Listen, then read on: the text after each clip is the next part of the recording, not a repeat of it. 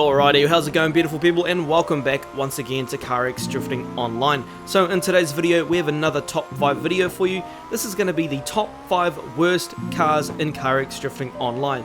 Now this is just my own personal opinion, so don't get too butthurt if you see one of your favorite cars on here. This is just for entertainment purposes. Now the way the cars got on this list is I pretty much based it on a lot of different things, so there's many different reasons why these cars made it on this list. So like I said, if you see one of your favorites on this list, I'm not trying to hate on it, I'm just trying to put down the cars which I feel are the most headache style cars when it comes to carx Drifting Online. So if you guys enjoy this content, please consider subscribing if you are new here, like the video for the old algorithm, leave a comment down below if there's some other top 5s you would like to see on the channel, even if there's some challenges you want to see me build and stuff like that, also let me know. But with that said, let's get into number 1. Okay, so up first on the list we have the Godzilla R3 or the R33 Skyline. Now the big Bertha of Skylines, this one, it's definitely one of those cars which is a little bit iffy. I feel like it's a car that's going to be great on 90s, but anything above 90, you're really going to put yourself on the back foot with this one. It's a great car with a lot of potential. It shares the same engine power platform as a lot of other cars in the game, but for some reason this car is extremely underpowered, and it definitely feels like a big Bertha. It feels very heavy, very sluggish, and is one of the cars that I've struggled with the most to try and get this thing to actually work for me. So number 2 on the list we have the Betsy, another car which is extremely difficult to drive. This car switches faster than, in my opinion, any other vehicle in the game. Now the biggest downfall of this car is, well, you can't see the person in front of you. It makes it extremely difficult to try and figure out where this person is, so you have to pretty much drift by faith for the entire time. Not only that, it's one of those cars that gets kicked out of lobbies for absolutely no reason. But on the plus side, you can actually go ahead and use this car to create your own expansion pack for like a rally carx online if you wanted to, by just going and throwing this thing full tilt off some jumps in Red Rock. But unfortunately you're probably still going to get kicked out of the lobby for doing absolutely nothing, because hey, at the end of the day, this is carx.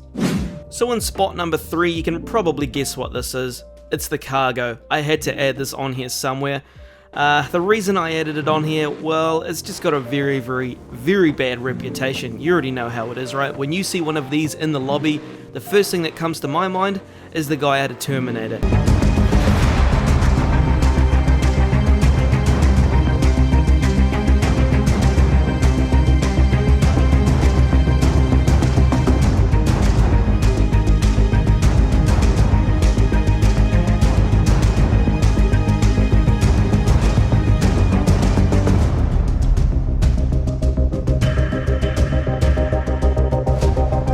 He's in this thing, he's about to bash out that front window and come out after you. Regardless of what you do, he's going to send you to oblivion. This dude just hates everybody. Because of that, this car has a very bad rep and usually will be kicked straight away when they join the lobby. But if you ignore all of that, this car actually bangs doors. It's not actually that bad. The only issue is, well, once again, like the previous car, you can't see anything, and you gotta drift by faith. As you can see here, I've got no clue where half of the players here are until they're pretty much at the backside of my car. But luckily this car does transition pretty fast, but once again, you're still gonna get kicked. As you can see here, I do get kicked. I was doing absolutely nothing wrong, it's just the vehicle. So I just went ahead and left the lobby nice and peacefully, didn't cause any chaos, and then moved on to the next car on the list. So in the 4th spot we have the Lambo or the Prestigio. Now, yeah, this one's a bit of a head scratcher, but it shouldn't really be in the game to begin with because it makes no sense. Usually you'll find these guys crashing into everybody, causing a bunch of mayhem, and this is probably why a lot of people don't use it. Although, once again, this car can actually be functional with a good tune setup. Most people, when they see you in the lobby, either are going to kick you or avoid you. Like I said, you're usually going to find these guys crashing into everybody because they're very new to the game, or trying to turn themselves into a self-made Elon Musk by sending themselves to absolutely oblivion with these things. So that's why it made it onto number 4 on this list. And coming in at number 5 on the list as the worst car and worst driver in the game, small wheel drivers, 100%.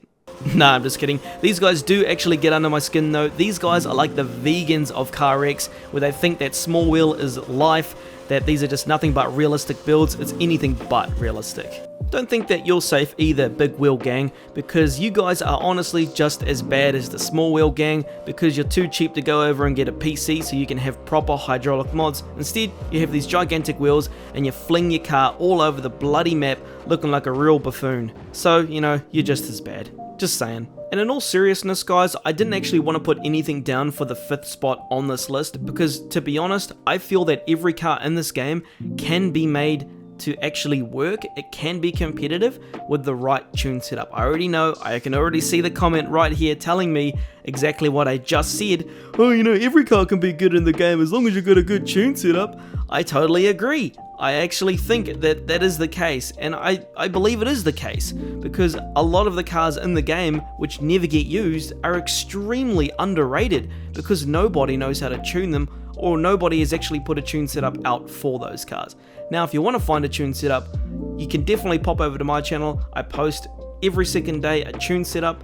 I usually have the weekends off, and I will be switching over to 90s and trying a few different things out on the channel down the line, but you guys seem to be loving these types of videos. I also love making these videos, but like I said at the start as well, this is only for entertainment purposes. This is just for a little bit of fun. You know, people take games way too seriously sometimes, and I just wanted to break it up a little bit to give you something different to watch and you know, make it less repetitive. So if you guys enjoyed this content, please consider subscribing so you can go ahead and keep up to date with my videos and check out my other tune setups on the channel. With that out of the way guys, I'm thesolobandit, and I'll see you in the next one.